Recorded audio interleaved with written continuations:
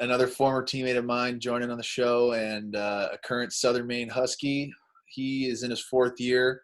Got a little bit cut short with the coronavirus, but we were teammates back at Maine, and even my visit that I went on, actually I was hosting Gage, I should say.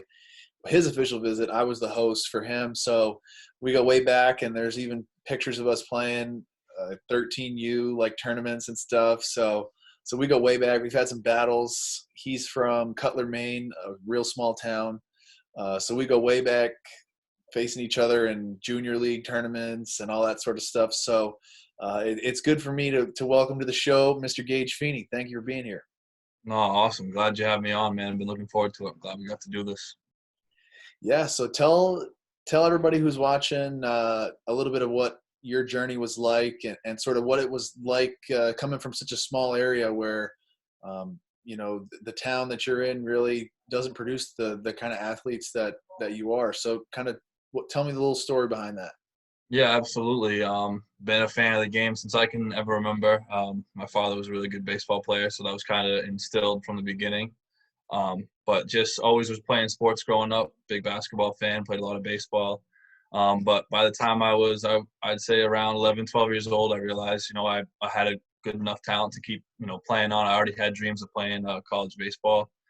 I remember meeting you, Eastern Maine Eagles, I believe, when Yep. when I came up there into Orono and practiced with you guys. That was awesome. It really kind of opened my eyes to see that I could play with other kids too, that I wasn't just like, I was good for my area, but once we got out and played against other kids from across the state and I saw, okay, I can hang with these guys too, that, this might be a lot of fun in a sport to really go after. You mentioned some of our battles in junior league. I can remember being like 13 or 14 playing against you guys, and Bangor being some elite program, and I'm playing for this Trenton Acadians team, and we're just doing our best to even hang on. But we had some battles. I remember the commentator that night mentioning that we had like 75% first pitch strikes, and when I was a kid, then I heard that I was like, oh, that's really cool. That's cool. I mean, we throw strikes, sure. And then find out later on once you get into college ball, like how serious throwing strikes are. So that's one thing I've had going. But we won a state championship here with Washington Academy back in 2014, I believe. And that was awesome. That was the coolest feeling ever. And honestly, I think you remember that was actually following up your state championship. Yep. Got to watch you pitch and perform and do great, and that just kind of fired me up for the upcoming game. And then senior year, getting talked to by a few schools and whatnot, and actually Southern Maine, I can remember Coach Flaherty reaching out in a phone call, and I always had high respect for the program and knew there was a lot of good Maine kids going there, but I always had my eye on the Division I program. So once I even got a chance to come join you at Maine, it was kind of a clear-cut decision for me. I was going to try it out. So that was a good time. That was a lot of learning for sure. Going in, being thrown in, and seeing some real talent from really all over the world, and meeting all the guys and stuff was awesome.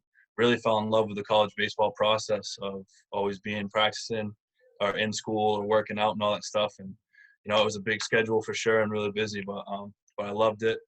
Really thankful for my time there. So after that freshman year, decided to transfer down to USM, just a better fit for me. And I honestly don't know how to explain that experience, because as soon as I got there, it was such a great fit, and like felt like I had been there forever, and the guys were awesome, and we've just been winning ever since. I mean, we've 3 years now. I couldn't tell you what our compiled record is, but it's pretty impressive, and I had a lot of fun, and a lot of that I have to attribute to the guys that I play with. They're all awesome, and our coaches are elite, probably some of the best in the country. So that's where I'm at now. Played a couple summers in Pittsfield in the Futures League. That was awesome. Highly recommend that league to anybody. And had a small stint last summer with Sanford Mainers in the NECBL. And so now here we are, year 4 of LEC baseball, and we got one game in and canceled. So now we're just hanging out. Yeah. So, man, it's been a fun journey to watch. I know for me, ever since you were at Maine too, I was following along, and it seems like, that Southern Maine program, Coach Flaherty does an awesome job of kind of getting the best out of the kids, and you guys made World Series runs, like regional trips, like just the program down there, it seems awesome. And I think too, like you kind of touched on a little bit, the schedule that you learn get Division I program Mhm. like Maine, just getting into that routine and that sort of stuff. Like, was that something that you kind of carried over into the Southern Maine experience? Yeah, absolutely. So you you get there at Maine and you really are going from 7 in the morning to 7 at night with your schedule, and for me being a mechanical engineer too, I don't know if that made it any harder or not. But the length of my classes and stuff, I was jam packed, and you really had to have your mindset from, I would want to say Monday to Friday, but even really Sunday to Saturday of just, you got to be working at your craft every day and trying to get better. One thing I can still remember Trimper mentioning, and it's been mentioned before, is that 5% better thing every day. So getting down to Southern, I was already immediately right away, good work ethic and trying to get after it. And I was lucky that there was a core group of guys there at Southern Maine that was kind of already doing the same thing. But now my schooling wasn't quite as serious. It's a little more laid back, and my classes fit my schedule even better. And there's no mandatory lifting or anything like that, so there's not a set time that you need to be somewhere. But we had that core group of guys that love to get after it, so it kind of made it like a free flowing deal, but still able to get all that work in and work done. So That's neat too, because I think that's a difference that a lot of people don't understand with a Division I versus a Division III like program and that sort of stuff. Where like Division I, obviously, like you said, it's really scripted, and you pretty much have a structure and you know what you're doing basically every second of your day, which is good for a lot of players coming in. I know for myself, coming out of high school, like first time living on my own, and it just being on, as every college kid is when they go off to school, you have a structure, you have a plan, which is good. And so I think you probably had a good advantage going down to Southern after a year at Maine. Like, you kind of knew what it was like, you knew how to fit stuff in, and it really, for a Division III program, like you said, there's no specific mandatory lifts, and that is what it is. But for you guys to kind of take it upon yourselves to get after it and get in the weight room, can you just talk a little bit about like kind of what you guys have seen like development wise, as far as being in the weight room, your freshman year kind of translating to the field? yeah, no, absolutely. So honestly, to quickly go to my first freshman year at Maine, I remember I came in at like 200 pounds, maybe 6'4", and quite slinky, I wanted to call myself. And just by the end of that year, I think I put on 15 or 20 pounds. And was like, man, this is a serious difference. I can kind of keep this up. And the Um, velocity went up too. Like, oh yeah, absolutely. No, it did. And then getting to Southern, the weight room and stuff isn't necessarily the same. It's not like a Laddie fitness center and stuff, but you still keep that little incentive in your mind that this is what's going to make you better. And so, I was able to play right away as a freshman at Southern Maine, and I think that certainly helped, not only just being stronger and moving better, but the discipline of, going in every day and doing it and kind of creating a mindset that like I can be successful. Like I know that I'm doing the right things before I start. So, I mean, I was seeing success kind of right from the beginning. And then luckily, as far as strength training goes, my sophomore year, I believe we got a full-time strength trainer. His name is Jim Giroux. And he's helped immensely. He's got these programs written up that are so similar to so many very highly touted baseball programs and strength training people. Eric Cressy, of course, who's everywhere. He follows a lot of his philosophies and theories, and going through his movements and following his sets and reps, correctly. It's incredible to see how much better your body feels and how prepared you are for every start with not feeling any problems with your arm. So it's been awesome. It was a big help. I think too, like it's something that it's obviously you have to learn. Weightlifting's a skill, and that's a whole nother thing where you got to know how to lift. But I think once you kind of develop that routine, you don't want to get hurt in the weight room. You don't want to get hurt, period. But kind of once you build that base, you kind of know what you're doing. I know, at least for me personally, my body felt better, after lifting. A lot of guys, especially that I saw at Maine in the Division I school, they were almost afraid to lift sometimes because they didn't want to be too sore going Mm-hmm. into, maybe going into a fall scrimmage or a preseason game, a inter squad game preseason. They didn't want to be too sore. So I was like kind of taken the opposite effect, where I was a senior or upperclassman, I should say. So I kind of knew how the whole thing went, but I almost wanted to lift before a start or before a preseason type of thing, because, at least in my head, I told myself, okay, this is going to make me stronger to where, we get into real games where I'm not going to be lifting before a start or 2 days before, or a day Mm-hmm. before my start. It almost prepares you for kind of the road ahead. So I think, like with you guys at Southern Maine, like you were just talking about with your strength coach, like the stuff that you guys got to program in, was it a lot of leg stuff? Was it like more upper body? Like, did you kind of guys do like 3-4 days a week? Like what was kind of the specifics of that? Yeah, so I mean, for the position players, it was always expected about 4 days a week. Again, none of it being necessarily, mandatory. However, he had a list of 4 days a week. I would say an emphasis more on lower body stuff, but the biggest difference that I saw from like what you would think going into some sort of strength training program was a lot of emphasis on movement patterns and certain like anti-rotational stuff around the core, stuff like that. But huge emphasis on squat, deadlift, even cleans for some players. So a lot of that Olympic lifting stuff that you're seeing. And the best part was being taught correctly. I was lucky enough, like coming from where I did, even to Maine, learning all that stuff at Maine that first year was huge, to learn how to do it the right way and correctly. So I kind of had a little bit of an advantage once we did start doing the same thing at Southern Maine, because I had learned most of that stuff, so it was good. But I totally think that, doing the lifts the right way and correctly will set you up in a great situation. And you mentioned about being sore and stuff too, which that does come from weightlifting at times. But man, my body always felt so much better if I was steadily in the gym and doing the correct things. Like I felt better after a lift instead of, tired or sore or groggy.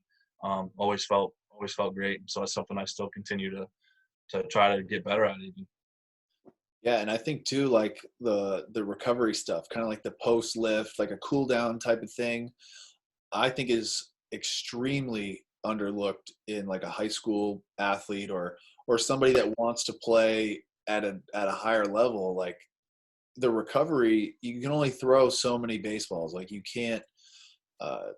It's not like swinging where you can just sit in the cage for 2 days straight and swing 10,000 swings. If you do that, your arm's going to fall off. Like you don't have unlimited bullets. Mm-hmm. So like the recovery is probably the biggest Absolutely. thing that I've seen. Like you're putting your body through so much when you're pitching, even if it's a weekend relief appearance compared to like a midweek Yeah, start, just it doesn't matter. right. Either way. Just for even if it's an inning.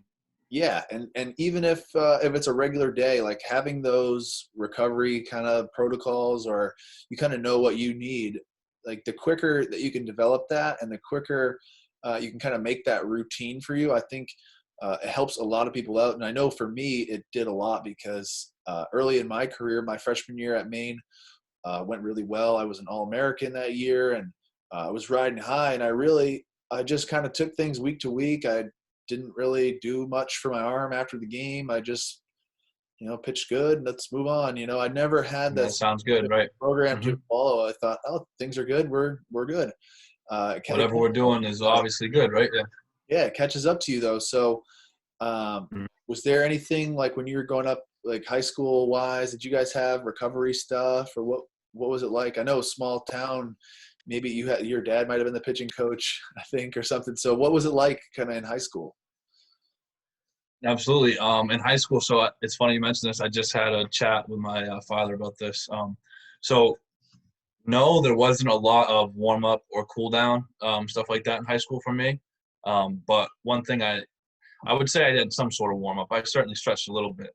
But one thing that helped me in high school to kind of maintain what I was doing was just continue to throw. So if the way the high school rules are, you can throw every 3 or 4 days, I think, if you hit a max capacity pitch level. Yeah, So no matter who we played, if it was my turn to pitch, then I at least went through like 2 innings. And then, the next day, instead of, not throwing at all, I was probably likely going to play on the infield and most likely the left side of the infield too. So if I wasn't pitching it, I at least was playing catch, picked up a ball, and was still throwing. So I really think for me in high school, that's what helped out the most, even though a lot of people might look the other way and say, don't don't throw too much. It was just a steady, good dosage of throwing. But I didn't really have much of that cool down or warm up scenario. However, just quick to talk about my college years, that's one thing that came out to be big for me was kind of finding a routine, being the same guy every day. Some of my pitching coaches would eventually praise me for being able to show up every day with the right mindset, be in a good mood, do whatever I do, my gig every day consistently and do it right. And that just helps to stay focused on warming up every day, cooling down every day, seeing some success and then rolling with it. I haven't missed a start, never had to be the guy that came in saying, man, my arm hurts, or, so on and so forth. And I just highly attribute that now to being able to do a very good warm up and cool down, even every day of throwing.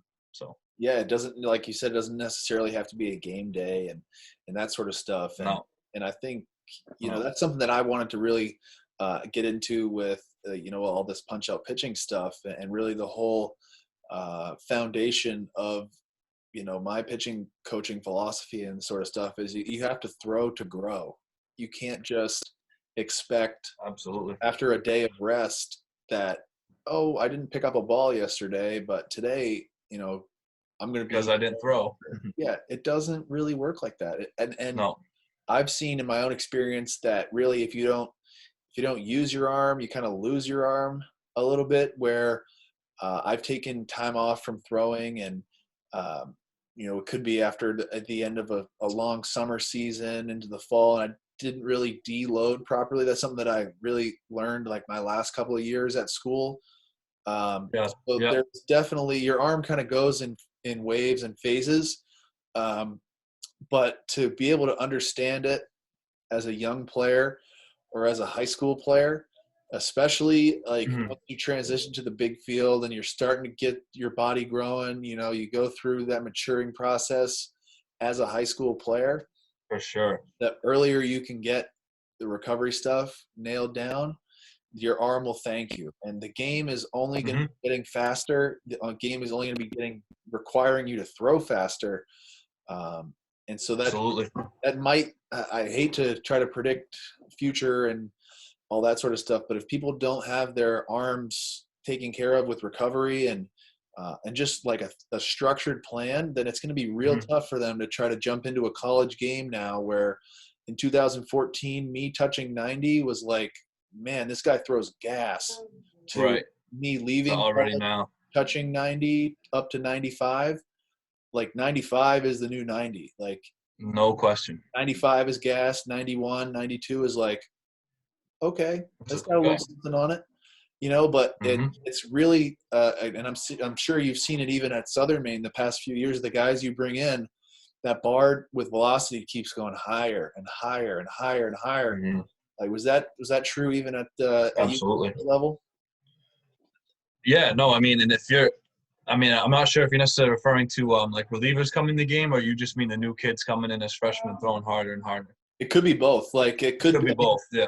Yeah, I'm just thinking like you guys are typically the top of the food chain as far as Division III goes. World Series runs and all that. So I'm thinking like, when you got there 3-4 years ago, the average guy probably was throwing whatever. Like, has you seen that jump up? Yeah, I've seen it jump up.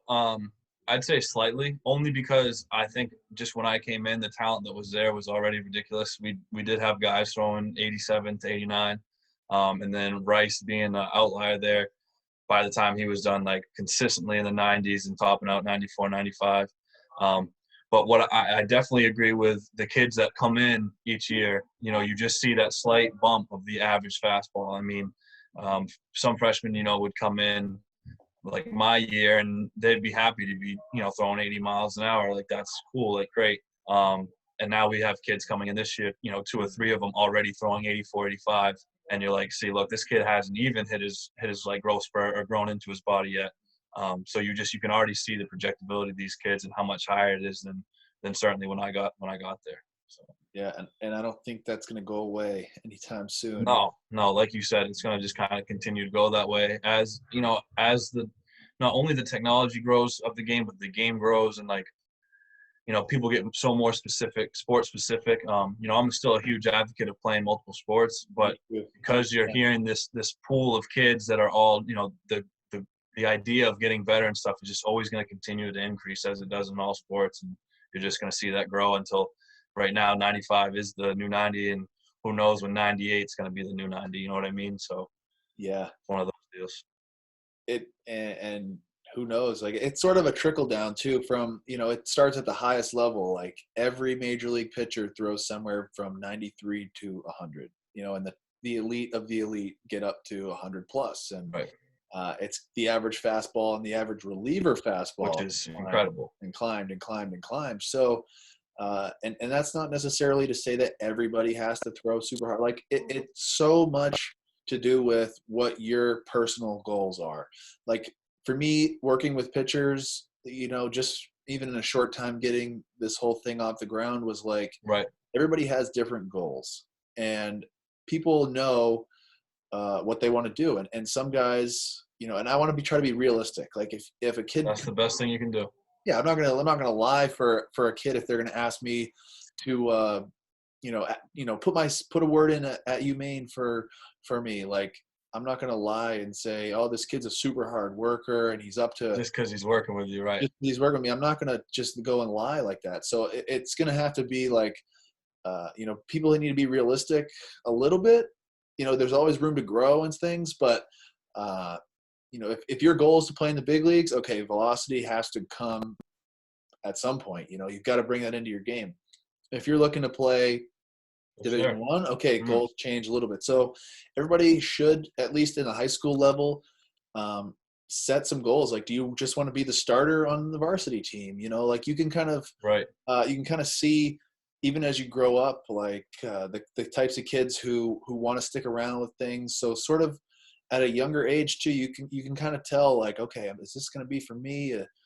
Is that sort of what you saw too, like growing up around your area with, a little bit smaller population, but was there still kind of that divide, I guess? Yeah. To be completely honest, not so much, just because I swear not many of these, my buddies growing up around here had those dreams or aspirations. And I think that's a good thing and a bad thing. Good because it always kept their mind where they needed to be to play the game. We were successful in high school around here because we had a bunch of buddies who just loved to play together, all about friendship and stuff like that. So that's kind of what carried us to be very, really good. But not so much of that aspiration or dream of, like, kind of, I would say, outside of high school deal. Kids just played ball because they love to do it around here, and there's not much else to do. So that's kind of where it stayed. So, I think there's a couple guys that, went on and played from around here, but very little. And even those kids that have, I didn't really know them very well. They were a little bit older. So I would just say the mindset was probably there for some kids, and they probably had certain goals and stuff. But, for the group of guys that I was around and played with, it was always just having fun and winning games. And we were lucky enough that because they had that mindset, and we had a good coach, my father decided to coach us.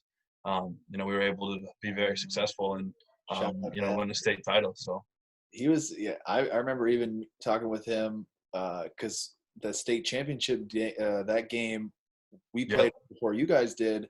So after the game, I got to talk to your dad real quick and all that. And of course, we had met a million years before that. So for sure. It's just something to say with, you get kids together for the right reasons. They love playing the game. And I feel like that's when the teams are the best too. And I know it's Southern Maine, you guys have had a pretty solid group. Are most of the guys from New England? Yeah, I think everyone is from New England, and I say 90 or 95% are all here from Maine. And again, like I mentioned, that's a huge, huge factor for us, I believe. The kids that do come in, we already know these guys from playing against them, just competing in the state, within the state, whether it's Legion or some kids play the AAU, stuff like that. It's incredible how they come in and how quickly they mesh and work out. We do have a couple of kids that aren't from Maine. Specifically, the first one that comes to mind is a shortstop from Danvers, Mass. His name's Andrew Olzak. But even those kids that aren't and come in, it's crazy how quick they mesh. and work out with us. And I think that our morale and our team like chemistry is such a huge reason for our success. So it definitely is a very important role, and that's one thing I've certainly have liked at the D3 level. And maybe that's not all across D3, but just with our program, a lot of it stays kind of in-house, and we all kind of go together. Yeah, and I think that's the culture too. Like with Coach Flaherty, you guys get Maine guys, and I am a firm believer too that Maine kids can play ball and hang with the big boys. Like No, for sure. There's some dudes that are coming out of Maine, and hopefully with going forward, we'll be able to give these baseball players that are younger some access to guys that have done it, from their area who have made it big. And that's sort of my whole goal with the whole pitching program that I'm trying to do, is just let kids, give them the access that they need. And hopefully now with the technology that's come in, we can kind of quantify like, oh, okay, this kid's got a little bit of hop on his fastball, that's carrying pretty well through the zone. And right, you throw the Rapsodo in front of it, and you can check it out. Is that something that you guys have got to experience a little bit? Start picking up the data. The data and that sort of thing? Yeah. So not quite yet. So we actually, Flaherty was discussing that with us at the beginning of this year. The way we do things is pretty old school at Southern Maine. Not a lot of that going on. We'll bring the radar gun out once or twice just to see where kids are at. But just recently this year, he had mentioned, should I invest in something like this in a Rapsodo unit? You think it will? You think it will help?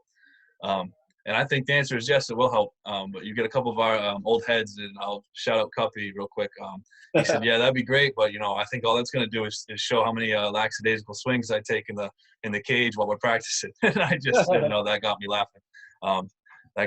But I do think it will help. And I'm a huge fan of data in general. I mean, that's kind of my field of study. So it's awesome for me to see that this is kind of where the game is going. So I think sometime soon you'll see that implemented, but just not quite yet. Yeah. I think it's a good thing, though. It's coming for sure. And really, no doubt. At UMaine, we were, I think it was 2018 or maybe 2019. It was new, like for us, just getting it.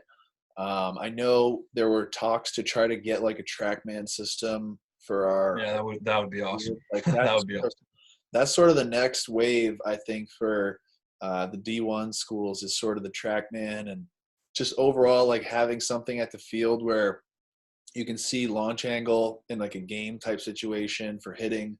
Mm-hmm. You can see the different pitches and the spins just from, like all minor league ballparks have that like black box, the TrackMan setup. So absolutely. I think that's probably the next wave for the D1s, and then it trickles down too. Like Flaherty, if he gets you guys that for next year, like right. You guys will be ahead for sure. No, absolutely.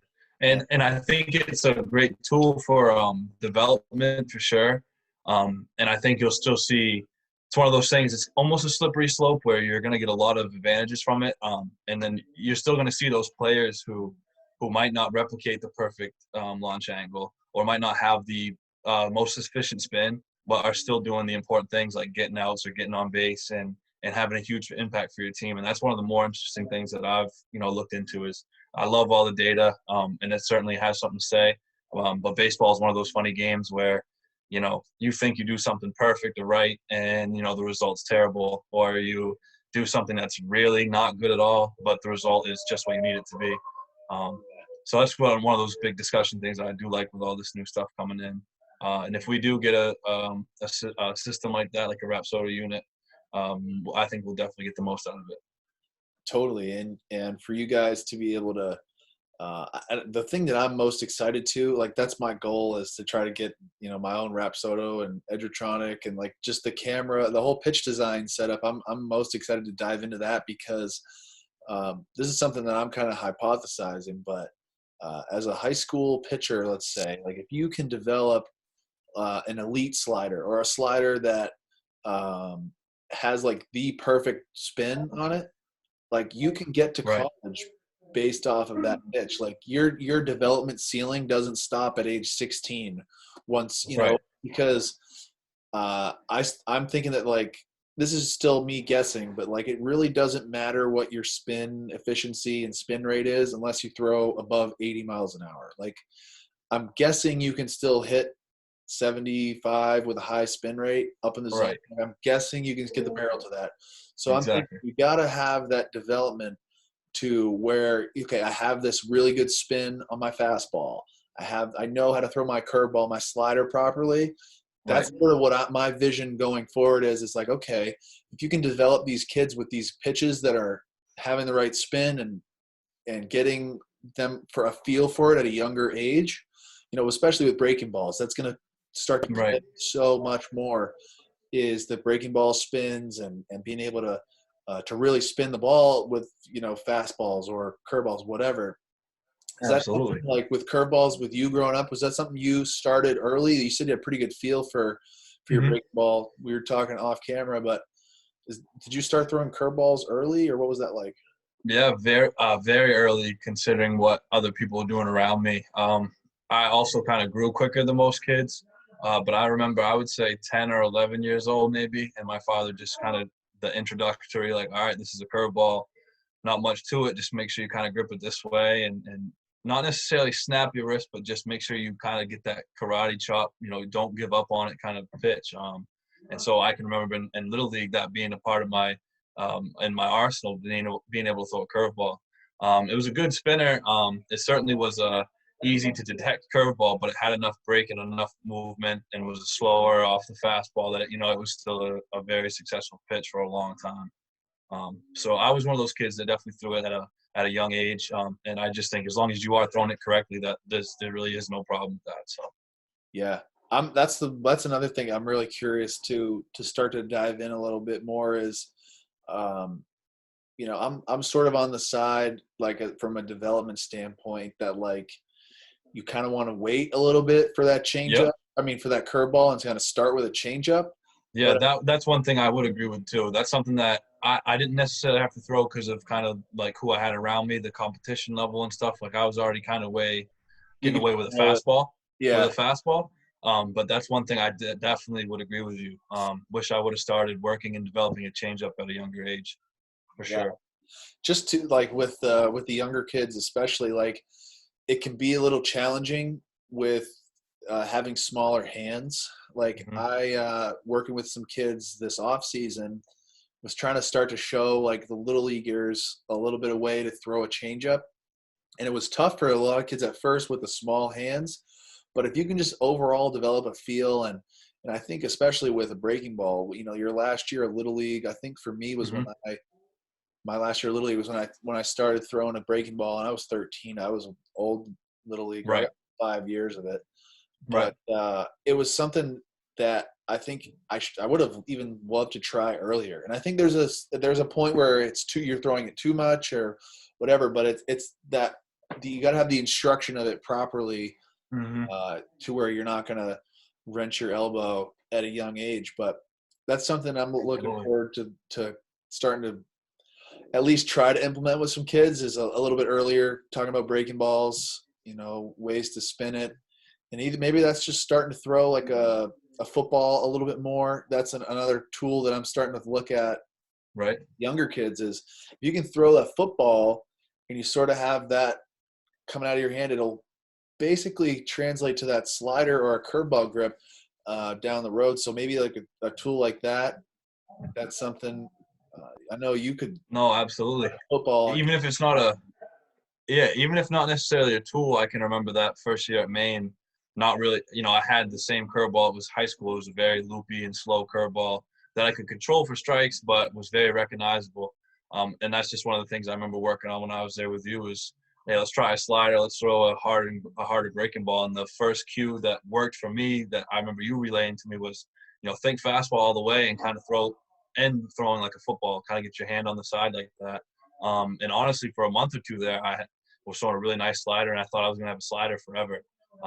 Lost it.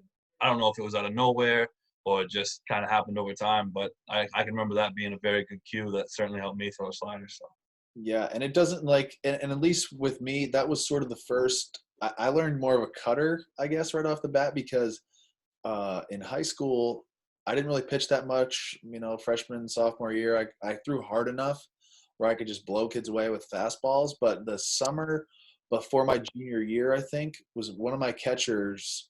It was Dylan Morris, actually. He played at Southern Maine.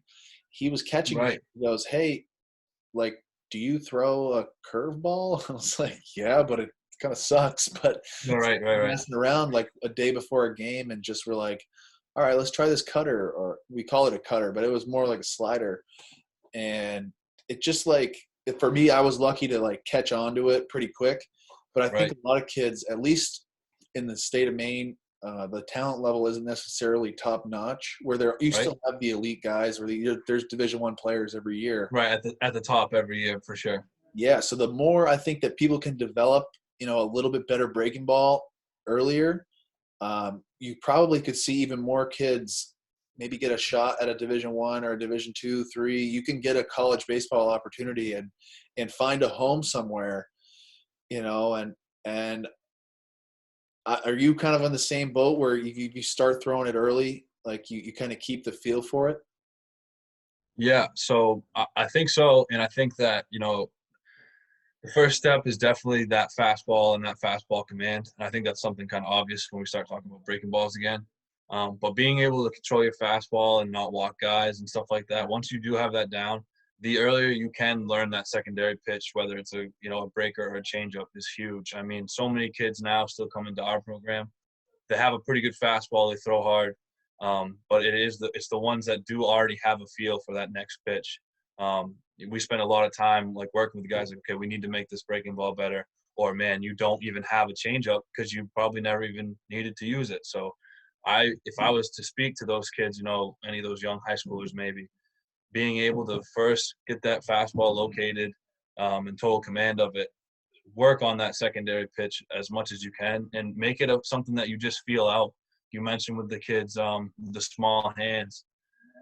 Make that change up a field pitch where you're just playing catch and no matter, mess around with the grip. And then once you keep throwing it, you'll start to get that feel like you do a fastball.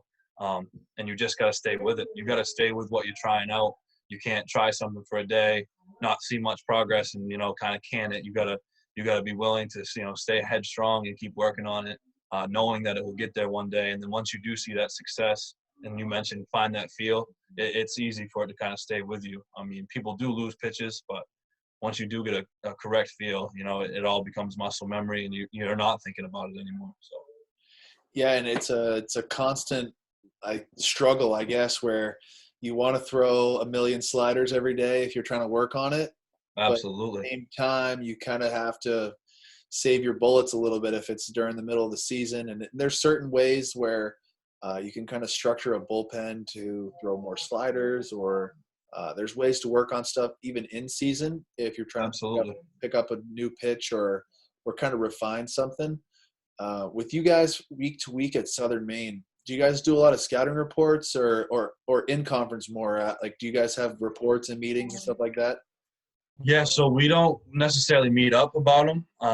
We'll have a quick talk, but like a lot of our scouting, the coaches take care of for the pitchers. I know, myself, and then there's a couple guys on the team who do look ahead, kind of on their own about who they might be facing or whatnot.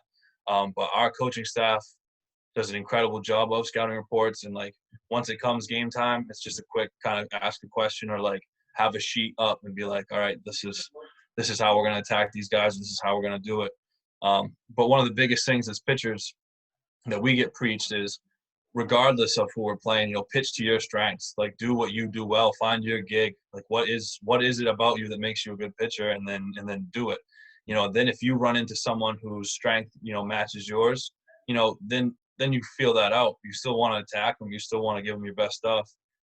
But then, you just might have to make some small changes if you are facing some All-American who loves to hit a fastball in the other half, and I'm a guy who throws a fastball in the other half. You want to work around it and try to get these guys out. But going into every game, it's really stressed to us to trust yourself, trust your stuff, and pitch to your advantage, and do the things that you do well. Yeah, that's what I love the most is you sort of pitch to your strengths, not the hitter's weaknesses. Weakness, exactly, every time. And so, like you said, if a guy mashes fastballs away, okay, well, maybe he doesn't mash my fastball. My fastball way. Absolutely. And so, if you get burned with it, then okay, he mashes You my learn. boy. Okay, well, I learned. Next, we'll try something different. But Yep. I think it's really important too, like you kind of said, to know what is good for you. And I think with data coming along, you'll be able to quantify. Okay, my two seamer isn't as good as I thought it was. Maybe we'll scrap it. We'll just go four seamers. Absolutely. And you get to a game, of course, you kind of turn it off and you just try to execute. But with you guys, a lot, you seem to always have pitchers really consistent in the zone, strike throwers. Is there something that maybe your pitching coach touched on, or kind of a mindset, or something that he kind of delivered to you guys as a way to throw strikes? Yeah. Anyone on my team that ends up watching this will laugh that you asked this question, because it's not so much of something that we implement into practice as it is an everyday known thing that if you're not throwing strikes, you won't pitch. We have too much talent and too many guys that want to, win and throw strikes and keep guys off the bases, that it's just one of those things that will always be reiterated to you. Like, you have to throw strikes to be a good pitcher. And so guys hear that every day. They see the older guys pounding the zone, not walking guys, seeing how important like a base runner is that just walks versus getting a base hit. So it's just something that's consistently talked about and brought up that, hey, you want to pitch here, you got to throw strikes, and you got to throw strike one, and so on and so forth. So there's not much of a training tool that we really use too much, as it is just a philosophy of like, we're going to throw strikes, we're going to pound the zone, and be confident in our stuff and attack hitters. That's the best way to do it, man. And I think even if it's just it's like the culture, kind of like you said, and it's just expected that you're going to throw strikes, you're going to compete in the zone. And one of my coaches told me, he's like, do you want to know how good you are? Like, throw your stuff in the zone. You'll find out if your stuff's good. Right. And then you learn from it too. Yeah. You learn. And that's what I really kind of took big steps with, was like, facing my freshman year, we played at Florida, and there was first rounders, big leaguers in the lineup. Like Pete Alonso was on the team, like Harrison Bader, like big time dudes. And I was this kid from Maine facing them on a Friday night they had a first rounder pitching against me. So I was literally Right. like, I don't know if I was shaking, but the entire time, but like the pitching coach before the game was like, you want to know how good you are? Throw strikes and you'll find out. Go find out. And I didn't No give doubt. up on that game. So I was like, okay, here we go. So It's a good eye opener. You learn. absolutely. And to put yourself in situations where, as a high school player or a young player, like put yourself in a situation where you're facing like a college guy. Like I know sometimes you don't always have the access to like a college hitter or something to like face in live at bats, but just getting live at bats against good hitters, you kind of find absolutely what works, and trial and error. If maybe the curveball isn't working, maybe we'll try the changeup, and you sort of kind of learn to adapt on the fly. Did you ever pitch out of the bullpen in college, or have you more so been a starter? I've been a starter since I got there, but have had a couple relief appearances. And the biggest one, maybe I think it was, I want to say it was even my freshman year. Yeah, as a freshman, I came out and relieved in one of the regional tournament games, and closed out the ninth or the top of the ninth or something like that.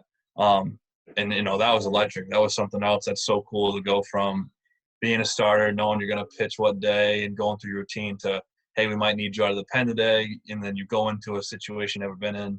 And I was lucky enough to have success with it. So, it was really cool. But no, for the most part, I've been starting since I got there. Yeah, and I was thinking too, like there's a little bit of different mindset, as a starter versus a reliever. And even just like if you're facing a big time guy, like you mentioned, you played the Summers in the Futures League for a minute. Like, right. You kind of get some exposure to those big time players and sort of seeing what stuff was good for you. No, absolutely. And I can't stress enough to any player out there how important it is to play in the summer. That's where I really saw my development take a jump, was being able to practice in a game, a game environment. You mentioned throwing to live hitters is awesome. So going from my first year at Maine, where I didn't really play, and then I got a chance in the summer to play against some really, really good kids from all across the country and just get into a routine of facing batters and facing live batters, facing good live hitters, and learning what works and what doesn't work. That was the biggest jump for my development for sure. And just to back that up was you realize how much of a mental game baseball becomes because, in high school it was just I can ride my talent out, I can just work hard and play hard and it will work out. And then you get to the college level and you realize how much like just slowing down on the mound helps, or slowing down the game when, a couple hits have been given up.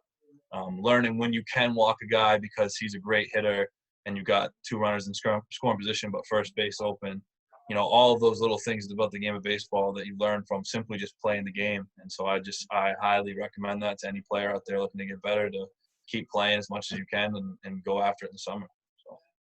And I think especially too with a lot of Northeast baseball players, high school season is 16 games. So if you're going to, and it all comes down to your goals and things and what you exactly want to accomplish. If you want to play at a higher level, you got to keep playing. And Summer baseball is starting to explode where there's more options to play in your backyard. There's more options to go and travel and play on a bigger stage. So just to find out, how good you are, and even just to keep playing and work on your game, like you got to love it. And you got to, it's something that it almost doesn't ever disappear. So I think there's going to be sometimes in the college game too, where, you get into a tournament setting and you got to come out of the bullpen and face a guy that you've never seen before. And you got to know, right, hey, my stuff is good. I'm going to get this guy out.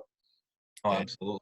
And then you got your school putting on a big win and holding up that trophy at the end of the series, or the end of the. Absolutely. One thing that I want to just touch on was you mentioned the want to play and get better and stuff. That's one thing.